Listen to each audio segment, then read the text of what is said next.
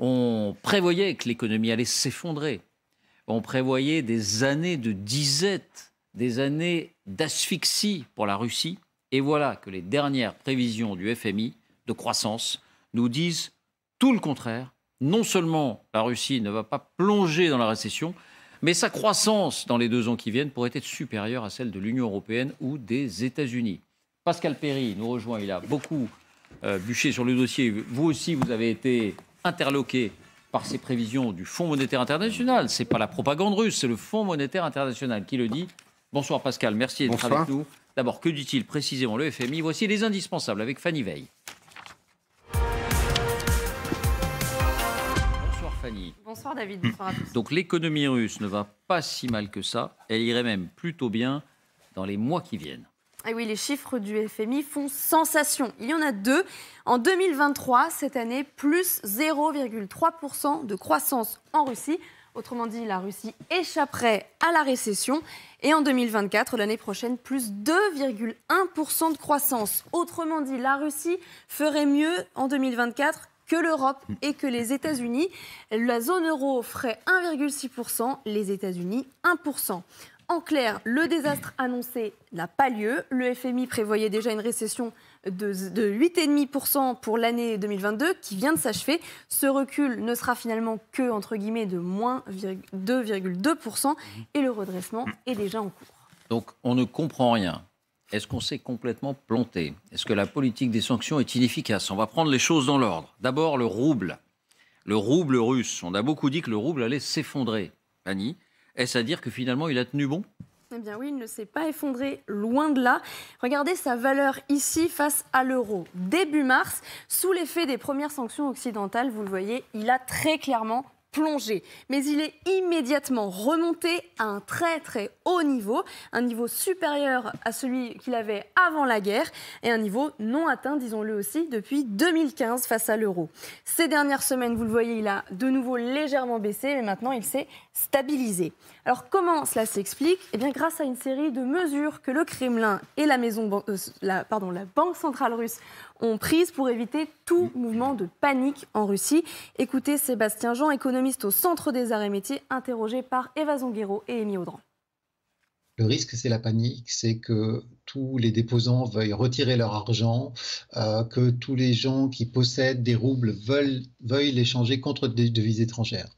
Ce type de transaction en Russie a été purement et simplement interdit. Dans le même temps, les entreprises qui avaient des recettes en dollars, par exemple, étaient obligées d'en changer une partie contre des roubles. Et puis, dans le même temps, le taux d'intérêt a été très fortement augmenté par la Banque centrale.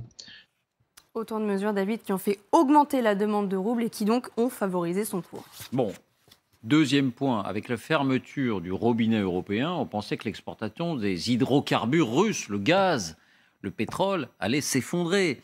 Or, c'est la principale source d'exportation de la Russie. Donc ça n'a pas été le cas, ça ne s'est pas effondré? Eh bien non, pas du tout là non plus. En novembre dernier, la Russie a exporté 24,6 milliards de dollars de pétrole, gaz, charbon vers la plupart de ses clients. Une somme, disons-le, quasiment équivalente à la situation d'avant la guerre. Pourquoi ? Première explication, c'est l'effet prix. La guerre a fait augmenter les prix des hydrocarbures russes. La Russie en a vendu beaucoup moins, mais elle les a vendus beaucoup plus cher. Deuxième explication, la Russie a trouvé de nouveaux clients. Les exportations de pétrole, gaz, charbon russe vers la Chine, ici en rouge, ont pratiquement doublé depuis février 2022, de 4,6 milliards à 8 milliards de dollars. Elles ont triplé vers la Turquie de 460 millions à 1,4 milliard de dollars. Et c'est encore plus spectaculaire pour l'Inde, de 270 millions de dollars en février dernier à 4,1 milliards de dollars en novembre dernier, 15 fois plus. Dernier point, l'embargo. On a beaucoup dit que la Russie a un besoin vital de certains produits occidentaux, notamment les microprocesseurs, les semi-conducteurs pour fabriquer tout un tas de produits, de l'armement, mais aussi des produits de grande consommation. Il y a eu embargo sur ces produits-là. L'industrie russe n'a-t-elle pas été mise à l'arrêt ou les biens de consommation russes n'ont-ils pas cruellement manqué? Eh bien, de fait, David, la Russie a réussi à contourner ces embargos. Et pour vous le montrer, je vais vous raconter l'histoire des smartphones arméniens. C'est presque une fable. Nos confrères du New York Times ont remarqué ces derniers mois que les importations en Arménie de smartphones avaient été multipliées par 10. Serait-ce parce que les Arméniens ont tous décidé en même temps de changer de téléphone portable ? Évidemment non, puisqu'au même moment, les chiffres indiquaient une augmentation des exportations, cette fois, de téléphones depuis l'Arménie vers la Russie, exactement multipliées par 10 également. Autrement dit, l'économie russe contourne en partie les sanctions, en l'occurrence via l'Arménie cette fois, pour se fournir en biens occidentaux. C'est vrai aussi pour les machines à laver, c'est vrai aussi pour ces fameux semi-conducteurs occidentaux dont vous parliez, ces composants électroniques nécessaires dans l'industrie de pointe ou l'industrie automobile par exemple. Eh bien, Moscou parvient là encore à passer outre l'embargo occidental. C'est ce qu'affirmait récemment une enquête de l'agence Reuters et du Royal United Services Institute, un groupe de réflexion britannique sur la défense basé à Londres. L'enquête révélait que les expéditions de semi-conducteurs affluaient toujours vers la Russie, mais depuis Hong Kong, depuis la Turquie ou l'Estonie. Au total, David, on estime que la Russie a acheté au moins 2,6 milliards de dollars de composants informatiques et électroniques occidentaux, malgré les sanctions. Merci Fanny.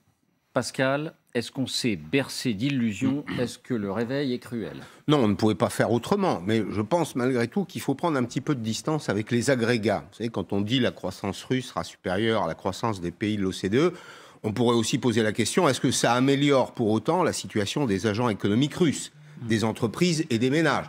Pays riches peut-être aujourd'hui, aux caisses bien remplies, mais peuple toujours pauvre. Donc, les performances de l'industrie russe, les performances notamment de l'économie russe ne profitent pas aux Russes. Et puis, il y a ce que... Ça, d'accord, mais enfin, attendez, il n'y a pas d'effondrement. Non, il n'y a pas d'effondrement parce qu'il y a aussi un tiers qui intervient. Il y a beaucoup de passagers clandestins.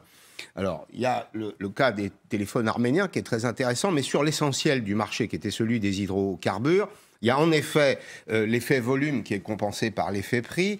Et puis les passagers clandestins, c'est par exemple les Turcs. On a remarqué que le volume de brut que nous achetons, nous, en Europe, le brut transformé, l'essence, si vous voulez, qu'on met dans nos véhicules, a augmenté en provenance de Turquie, d'Inde et de Chine. Et on a observé simultanément que les Chinois, les Turcs et les Indiens achetaient beaucoup de pétrole brut, d'hydrocarbures, on va simplifier, en direction de la Russie. Donc le passager clandestin, c'est celui qui est entre les deux, c'est l'homme du centre, si vous voulez, c'est une opération de blanchiment. C'est une opération de... Comme l'Arménie avec les téléphones. Mais Pascal, est-ce que ça veut dire que dans le cadre qu'on connaît, celui de la mondialisation, où il y a de multiples partenaires commerciaux qui peuvent se remplacer les uns les autres, les sanctions, ça ne marche pas?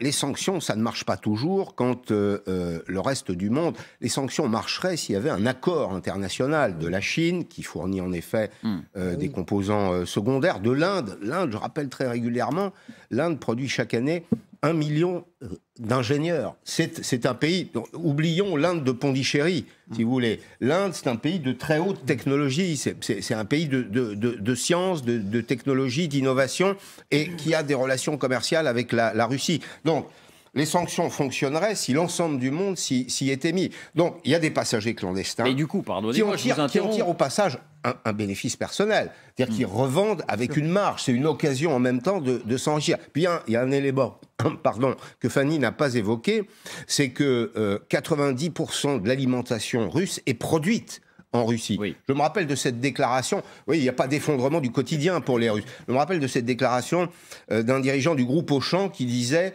au moment d'ailleurs où il était question que l'enseigne ferme ses points de vente en Russie, 90% de notre approvisionnement, c'est la Russie. Donc c'est un pays qui est autonome et qui a trouvé des alliés de circonstance. Voilà. Mais vous voyez bien les conclusions qu'on va en tirer. Ces sanctions, elles nous sanctionnent nous-mêmes. Mais... Les prix ont gonflé, les prix ont explosé, et puis les Russes, finalement, ils continuent leur bonhomme de chemin. Au-dessus du commerce, il y a des questions de principe, malgré tout. On peut évidemment refaire le débat sur les Allemands, leur dépendance au gaz. L'Europe continue d'acheter du gaz russe encore aujourd'hui. Au passage, la guerre n'a pas interrompu. Et on vous dira, si on n'en achetait plus, d'autres l'achèteraient à notre place. Et peut-être plus cher. Donc finalement, effectivement, on se sanctionne nous-mêmes, mais pouvait-on faire autrement ? Jean-Claude.